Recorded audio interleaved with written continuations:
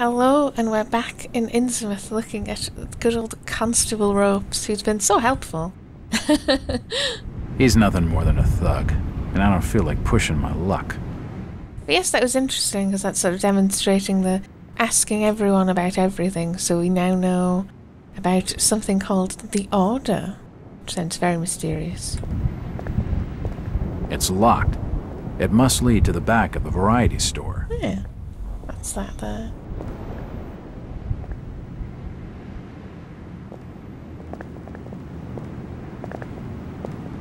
Yeah. Do you know the Burnham lad? He worked in the First National. Dan Riley says I know him. It won't open. Also, it's very dickish, because they all know where the store is, because it's just across the road, but they won't tell me.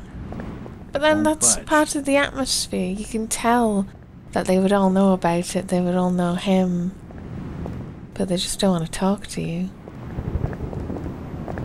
Do you know the Burnham lad? He worked... You're in the wrong place, asking the wrong questions, outsider. Outsider. This looks like the town hall or something? No, it's the... Seems this grandiose structure is the esoteric order of Dagon. It won't budge. I suspect it used to be the town hall, but it has that look about it. Really suspiciously just rubbing your face against it was really strange. I love these trees. Anyway. Yes. I think that one's just a decrepit building. Courier. It won't open. Was in newspaper? Maybe? No, it's in deliveries, courier. Oh, okay. I assumed it was the name of the newspaper. Oh, well, possibly.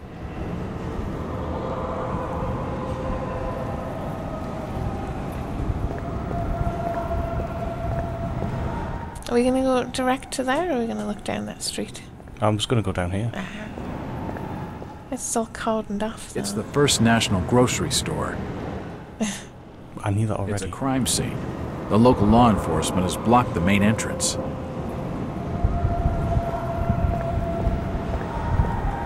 These posters are everywhere.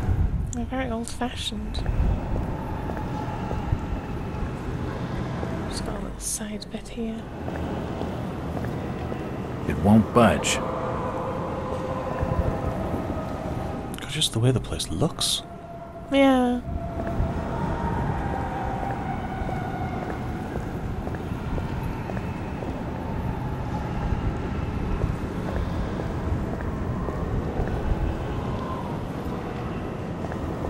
It won't open.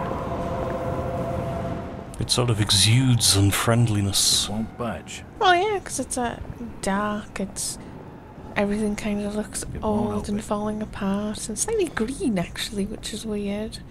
Not that yeah, I'm it's the best brilliant. judge. I love it. And yes, everyone's unfriendly. It's very small town. Well, like you said in his intro speech, he's kind of already expecting this, but it still doesn't feel right.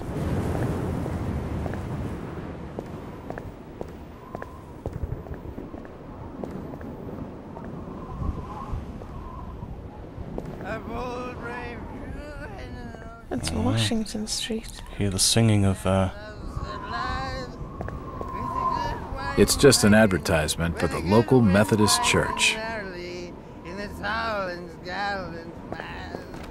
think we're doing what we do best, sleuthing. well, that's pleasant. Who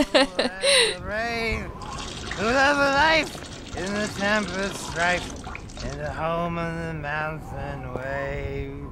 When the driving rain of the hurricane puts the lights of the lighthouse out, and the growling thunder sounds his gong, and the whirlwinds battle out. Ha ha! Do you think that's the valiant shrink? No, we were bold and brave, and we loved the fight in the wild midnight, in the storm of the mountain wave. The timbers creak and the sea birds. Does he just keep going? There's lightning yon young blast. Hard to leave. Huh? Who's that lad? Oh, can you spare a few pennies, young mister? I can give you something for your generosity. Who are you? Zadok! That be my name. Though too few years it now. Zadok Allen! Do you know a Brian Burnham? Just a young'un. Worked over the store. He's gone. Killed, I reckon. Killed? What makes you think that? Them's from out of town running a store. Taking business from the Order of Dagon. They'd not accept that. What else can you tell me about this port? You just bring old Zadok a bottle of something nice, and old Zadok will fill your ears. Zadok, of course, being a very popular name back then. I see. Lots of Zadoks. Aha! Tonight, boys, we must fight. I think he just keeps going. I'll talk to him again. If you pardon my asking, have you lived here in this port all your life? Last 37 years in old lady Warren's house. Before that, over by a fishing cannery. Cannery. Old Lady Warren's? You live in the town poorhouse? Go and fetch me a bottle of something to wet old Zadok's whistle, and I'll tell you all. And again? Okay. What can you tell me about Innsmouth? Just fetch me a bottle of fine liquor, young fella, and I'll tell you all.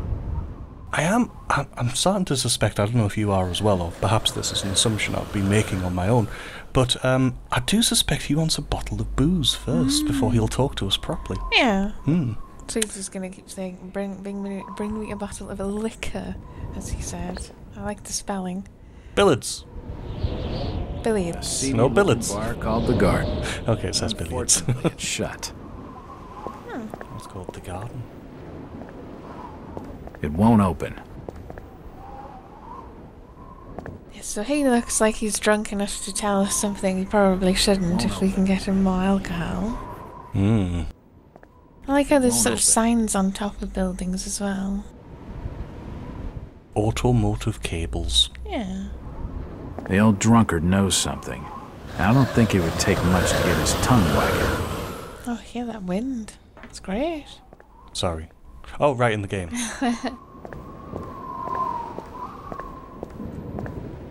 Right, so that was a little sleuthing helped us. Do you know the Burnham lad? He worked in... Stop pestering me, stranger.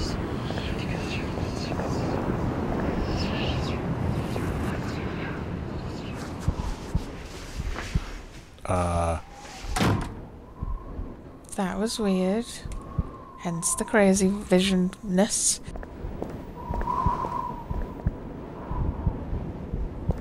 Oh yeah.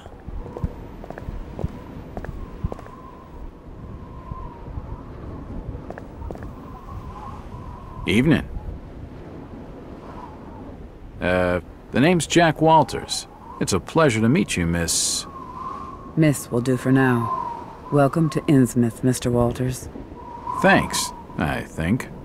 Take my advice. Do what you must and then leave. Tonight.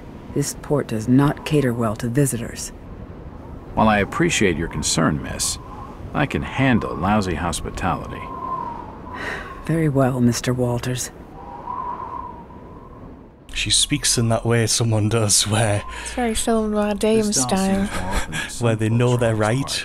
But she isn't going to talk to me right now. Hello again. Mr. Walters. Look, miss, I only want a conversation. There's no harm in that, right? There's plenty of harm. It's not wise to be seen gossiping with outsiders. How about playing dumb for a few minutes? No. Well, so far she's the most normal looking person. She's too frightened to talk to me. But this lady knows something. Well, what Jack says.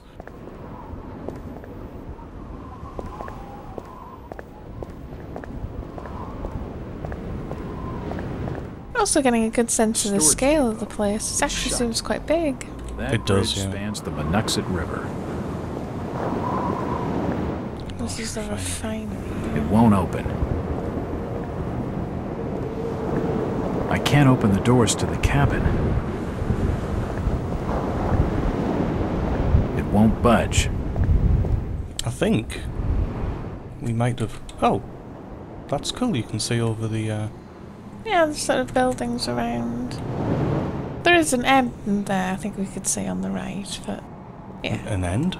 Yeah, there's no more buildings over there. No, because he said it leads to the... Well, that leads to the refinery, obviously, so there wouldn't be any houses there anyway.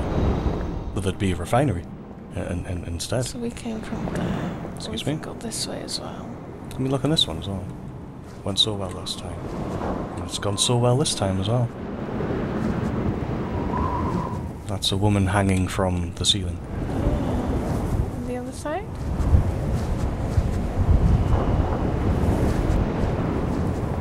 Wow.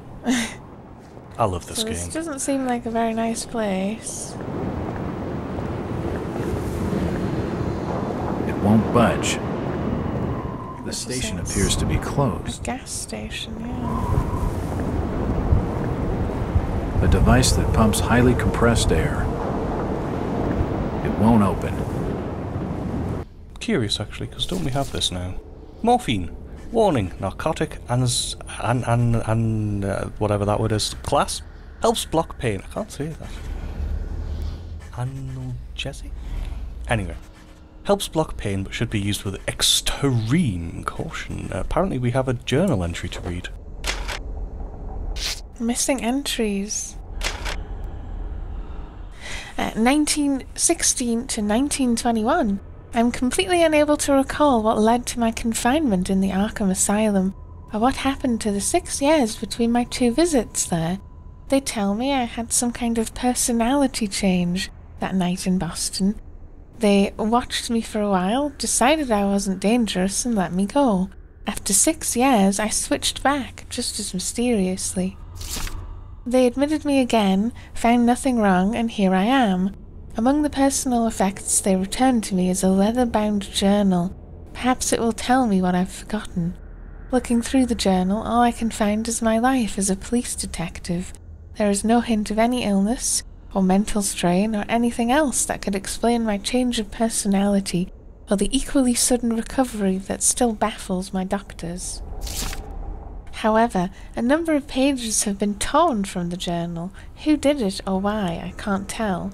Did I destroy them myself, to suppress some horrific memory, or did the asylum staff judge their contents detrimental to my treatment?